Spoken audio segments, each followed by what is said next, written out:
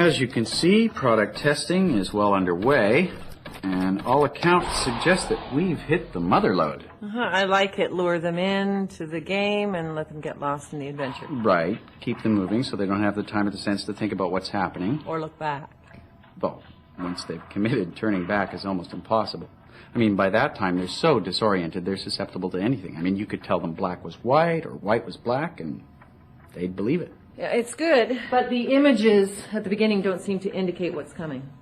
What are you going to do, broadcast all the evils that await? No, it has to look inviting. Adventure and rewards, but with an element of danger. The risks escalate, but not until we create the impression they can be defeated. It's like walking a tightrope, but keeping it only a foot off the ground. That's what we're doing. We're giving them the tightrope they want. Big rewards, little risk. At least, no risks that can't be conquered. Make the attractive, really impressive, and downplay the dangers? Right.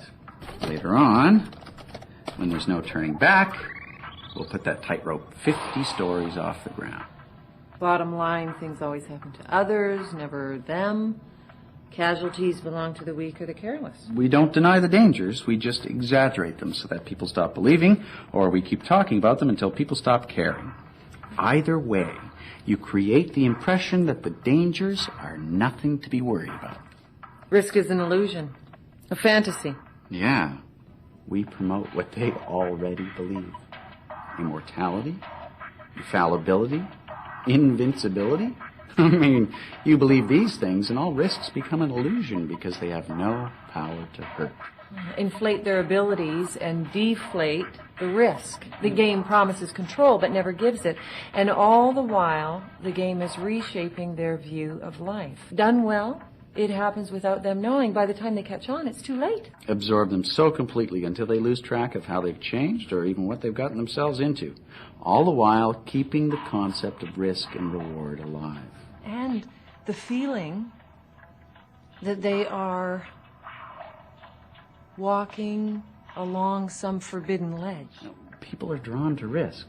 They want to believe that at the end of that ride, there will be an adrenaline rush without any particular consequences. I mean, like base jumping or skydiving. Reasonably good taste of risk with, hopefully, no life-altering circumstance. And creating the belief that once the game is over, life resumes as before. The game is a diversion. Nothing more, nothing less. Like wet paint signs on benches when the paint's never wet.